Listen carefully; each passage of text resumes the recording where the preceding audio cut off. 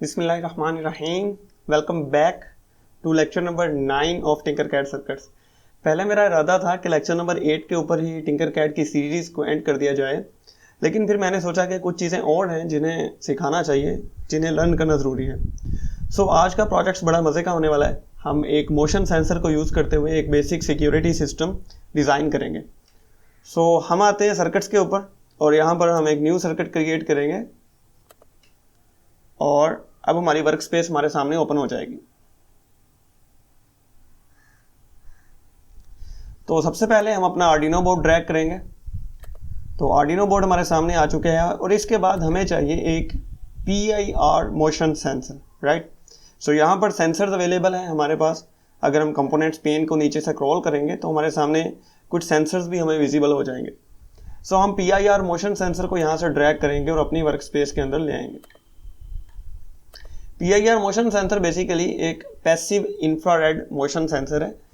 Means कि ये जब अपनी एक्टिव होता है, एक्टिव की बात कर रहा हूँ, मींस कि जब ये कनेक्टेड होता है और हम इसे इसे प्रोग्राम कर लेते हैं आर्डिनो के साथ, तो ये अपनी एक्चुअल कंडीशन में, बाय डिफ़ॉल्ट कंडीशन में बिल्कुल स्टिल रहता है, कोई भी सिग्नल नहीं दे रहा होता। लेकिन जब इसकी रेंज के अंदर कोई मोशन डिटेक्ट होगी, कोई पर्सन या कोई भी चीज़ इसकी रेंज में आएगी, इसके इंफ्रारेड की रेंज में, तो ये उसकी मोशन को डिटेक्ट कर लेगा और उसके रिस्पॉन्स में एक सिग्नल या एक वोल्टेज जनरेट करेगा जो वापस आर्डिनो की तरफ ये सिग्नल दे रहा होगा। उस सिग्नल को हम डिटेक्ट करेंगे और उसकी बेस में हम ये जान लेंगे कि कोई ना कोई मोशन डिटेक्ट हुई है। तो ये जो मोशन सेंसर्स हैं इस टाइप के, ये आजकल कैमरास में भी आ रहे हैं। मोशन सेंसर कैमरास होते हैं हमारे पास, आपने अक्सर देखा होगा, या मोशन सेंसर लाइट्स होती हैं जो घर के ऊपर लगी देखी होंगी शायद आपने। और अगर उनके सामने से कोई भी पर्सन गुजरे, कोई भी गुजरे, कोई जानवर भी अगर गुजर जाए, कोई बिल्ली भी गुजर जाए, तो भी जो है वो लाइट ऑन हो जाती है, क्योंकि उसका मकसद सिर्फ मोशन को डिटेक्ट करना है। वो मोशन किसी भी चीज़ की हो सकती है, वो किसी पर्सन की हो सकती है, किसी एनिमल की हो सकती है। तो आज हम इसको प्रोग्राम करना सीखेंगे। तो इसके ऊपर 3 पिन्स होती हैं, एक पावर की पिन है, एक ग्राउंड की पिन है। पावर और ग्राउंड का हमें ऑलरेडी पता है कि पावर को जो है हम 5 वोल्ट या 3 वोल्ट के साथ कनेक्ट करते हैं और ग्राउंड को जो है वो हमने ग्राउंड के साथ कनेक्ट करना है। मैं यहाँ से पावर पिन को पकड़ता हूँ, इधर आके मैं इसको क्लिक करूँगा तो बेंड क्रिएट हो जाएगा और फिर यहाँ आकर मैं इसे फिर से क्लिक करूँगा और 5 वोल्ट पिन के अंदर इंसर्ट कर दूँगा, राइट।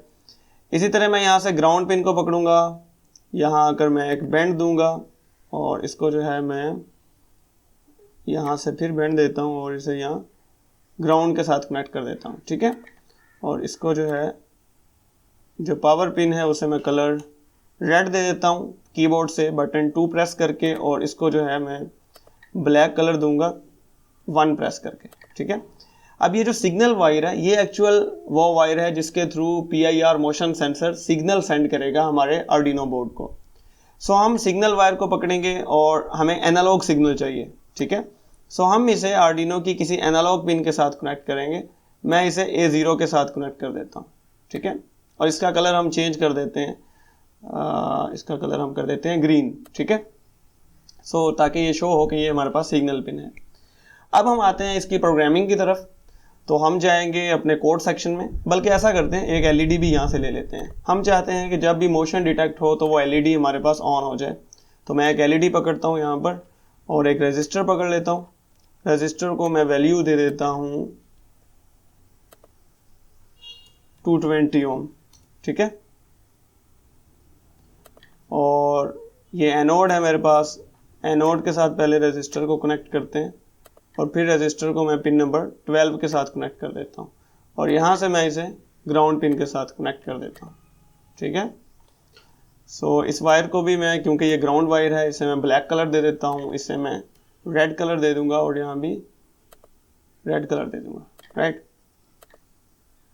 ये हमारे पास जो है सर्किट कंप्लीट हो चुका है। अब हम चलते हैं अपने कोड सेक्शन में और इस बार जो है हम टेक्स्ट की बेस पे कोडिंग करेंगे, राइट। हम टेक्स्ट मोड में चलते हैं, क्योंकि जब आप रियल में अपने आर्डिनो बोर्ड को परचेज करेंगे, इसको अपने कंप्यूटर के साथ लगा के प्रोग्रामिंग कर रहे होंगे, तब आपके पास ब्लॉक्स नहीं होंगे, तब आपके पास इस तरह का टेक्स्ट बेस्ड इन्वायरमेंट होगा, राइट। तो मैं यहाँ से ये जो है इसको डिलीट कर देता हूँ। मैं इसका थोड़ा सा बेसिक आपको समझाता चलूँ कि आर्डिनो के हर कोड के अंदर बेसिकली आर्डिनो का जो एक कोड है वो एक आर्डिनो स्केच कहलाता है, ठीक है। तो हम यहाँ पर लिख लेते हैं कि this is an Arduino sketch, right. तो और एक बात और ध्यान में रखनी है कि ये जो दो स्लैशेस हैं, जब हम ये दो स्लैशेस डालते हैं तो इसके आगे लिखी हुई कोई भी चीज़ एग्जीक्यूट नहीं होती, मीन्स चलती नहीं है। इसके आगे हम अगर इंस्ट्रक्शन भी लिख दें, कोई फंक्शन भी लिख दें, तो वो एग्जीक्यूट नहीं होगा। इस चीज़ को हम कमेंट कहते हैं। कमेंट्स हमेशा हम अपनी आसानी के लिए यूज़ करते हैं। हमने किसी चीज़ की डिस्क्रिप्शन लिखनी हो, फॉर एग्जाम्पल मैं यहाँ पर लिख दूँ कि this is an output function, तो ये मैं अपनी आसानी के लिए लिख रहा हूँ, कोड को रीडेबल बनाने के लिए। कोड को बाद में अगर देख के मुझे समझना पड़े तो कमेंट्स मुझे हेल्प करते हैं, ठीक है। तो ये जो है सिर्फ कमेंट्स होते हैं, इनसे आपने परेशान नहीं होना, या आप कह सकते हैं कि आपने सबसे पहले घबराना नहीं है। तो दूसरी चीज़ जो आपने माइंड में रखनी है वो है कि आर्डिनो के हर स्केच के अंदर दो फंक्शंस का होना लाजमी है। एक फंक्शन है सेटअप फंक्शन, सेटअप फंक्शन यहाँ से स्टार्ट हो रहा है और यहाँ पर एंड हो रहा है। दूसरा फंक्शन है लूप का फंक्शन, लूप फंक्शन इस ब्रैकेट से स्टार्ट हो रहा है और इस ब्रैकेट तक एंड हो रहा है, राइट। ये जो सेटअप का फंक्शन होता है, जब भी हम आर्डिनो को ऑन करते हैं तो सेटअप का फंक्शन सिर्फ एक दफ़ा चलता है, और जो लूप का फंक्शन है ये बार बार इनफाइनाइट टाइम चलता रहता है, ठीक है। तो हमने जो डाटा लेना होता है सेंसर से, या जिस फंक्शनैलिटी को हमने बार बार रिपीट करवाना होता है, वो हम अपने लूप के फंक्शन के अंदर लिखते हैं। और जिस चीज़ को हमने सिर्फ एक दफ़ा इनिशियलाइज करवाना होता है, सिर्फ बताना होता है, उसको हम अपने सेटअप फंक्शन के अंदर लिख देते हैं, ठीक है। सो सेटअप फंक्शन में यहाँ पर पिन मोड फंक्शन ऑलरेडी लिखा हुआ है। पिन मोड फंक्शन दो पैरामीटर्स लेता है, ठीक है। पहला पैरामीटर जो है वो किसी पिन का नंबर है। मैं आपको यहाँ पर बताता हूँ अभी कि ये हमारे पास फॉर एग्जांपल एलईडी जो है वो पिन नंबर 12 के साथ कनेक्टेड है। तो फर्स्ट पैरामीटर में मैं 12 लिखूंगा, और सेकंड पैरामीटर में मुझे या आउटपुट लिखना है या इनपुट लिखना है। अब इस एलईडी के ऊपर क्योंकि हमने करंट आउट करना है, इस एलईडी को हमने जो है वो ग्लो करवाना है। इट मीन्स कि आर्डिनो इसको पावर आउट करेगा, इस वजह से मैंने यहाँ पर आउटपुट लिखा है। अगर यहाँ पर कोई ऐसा कंपोनेंट कनेक्टेड होता, कोई ऐसा सेंसर कनेक्टेड होता जिससे डाटा मुझे इन लेना होता, इनसाइड आर्डिनो को देना होता, तो मैं यहाँ पर इनपुट लिखता, ठीक है। एक बात और माइंड में रखनी है कि आर्डिनो की ये जो डिजिटल पिन्स हैं, पिन मोड फंक्शन सिर्फ इन के ऊपर यूज़ किया जा सकता है। ये जो एनालॉग फंक्शंस हैं, इनके लिए पिन मोड फंक्शन यूजेबल नहीं रहता, ठीक है। इनके लिए हम कौन सा फंक्शन यूज़ करते हैं वो अभी हम देखेंगे। तो हमने जो है पिन मोड करवाया और 12 को हमने आउटपुट रखा, ठीक है। अब यहाँ पर पिन मोड को हम A0 पिन के साथ यूज़ नहीं कर सकते क्योंकि ये पिन्स एनालॉग हैं, ठीक है। तो हम इसके थ्रू किस तरह डाटा लेंगे, पहले हम एक वेरिएबल डिक्लेयर कर लेता हूँ। यहाँ पर मैं कहता हूँ जी इंटीजर टाइप का वेरिएबल डिक्लेयर कर लेता हूँ, इंट डाटा। इसका नाम हम डाटा रख देते हैं, ठीक है। तो ये वेरिएबल हम किस मकसद के लिए यूज़ कर रहे हैं ये मैं अभी आपको बताता हूँ, क्योंकि बेसिकली हमें डाटा के अंदर वो डाटा सेव करवाना है जो इस सेंसर से आ रहा है, और इस सेंसर से आने वाला डाटा हम गेट कैसे करेंगे, हम यूज़ करेंगे एनालॉग रीड का फंक्शन। सो हम यहाँ पर एनालॉग रीड लिखेंगे, आर जो है वो इसका कैपिटल है, और आगे हमने बताना है कि हम किस पिन से रीड करवा रहे हैं। हम रीड करवा रहे हैं पिन A0 से, ठीक है। तो अब जो भी डाटा रीड हो रहा होगा वो हमारे पास इस डाटा के वेरिएबल में सेव हो रहा है, ठीक है।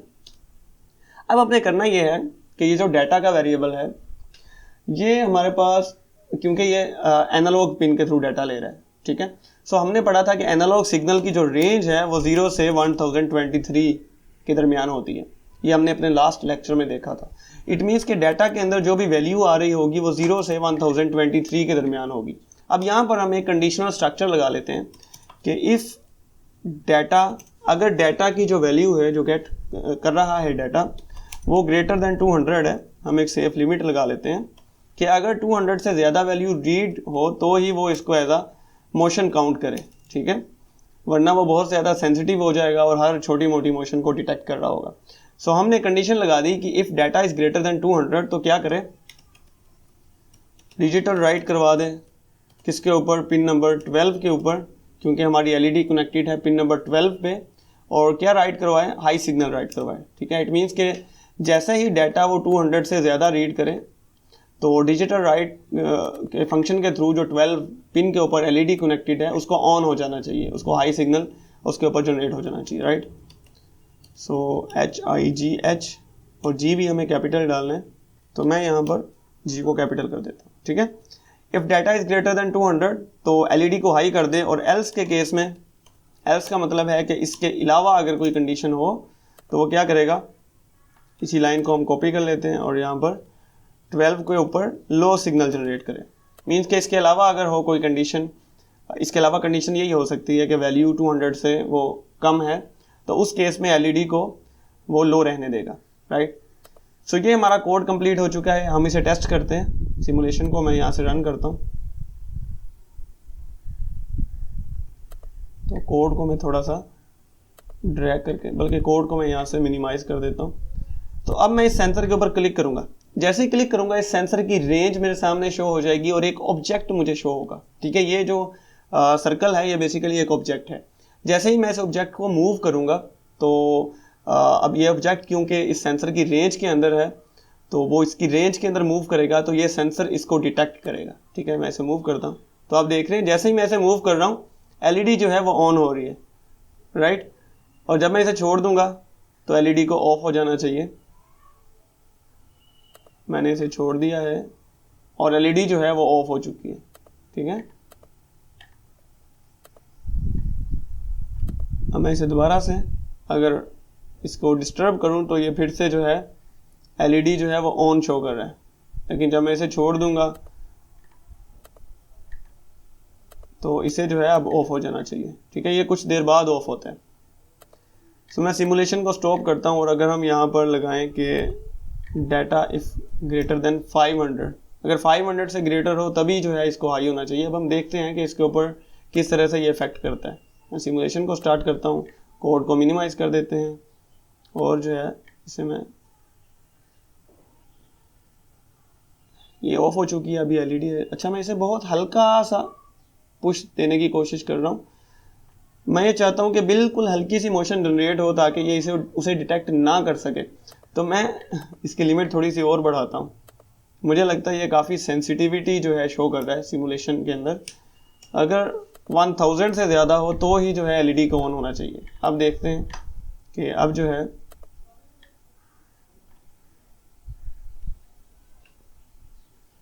अच्छा, अभी तो ये ऑन हो चुका है। मैं थोड़ा वेट करता हूँ ताकि ये ऑफ हो जाए। तो अब ये ऑफ हो गया। मैं इसे बिल्कुल हल्का सा पुश करता हूँ, लेकिन हल्का सा पुश करने पे भी ये डिटेक्शन कर रहा है। तो इसकी सेंसिटिविटी जो है इस सिमुलेटर सॉफ्टवेयर के अंदर शायद काफ़ी हाई है। लेकिन एक्चुअल जो PIR मोशन सेंसर होता है, अगर आप उसको देखें सर्च करके, तो उसके ऊपर जो है एक नॉब लगी होती है। उस नॉब को जब हम घुमाते हैं, रोटेट करते हैं उसे, तो उसकी मदद से हम इस सेंसर की सेंसिटिविटी को एडजस्ट कर सकते हैं, ठीक है। सो वो काफ़ी वैसे भी जब हम फिजिकल कंपोनेंट के साथ काम करते हैं तो कुछ चीज़ें सिमुलेशन से डिफरेंट हो जाती हैं। एनीवेज, मकसद ये था कि आपको समझ आए चीज़ें। तो ऑफ कोर्स कि मैं उम्मीद करता हूँ कि इससे आपने काफ़ी कुछ सीखा होगा। एक बेसिक सिक्योरिटी सिस्टम में ये जो मोशन सेंसर होता है ये काफ़ी इंपॉर्टेंट कंपोनेंट होता है, right. So thank you so much. अल्लाह हाफ़िज़।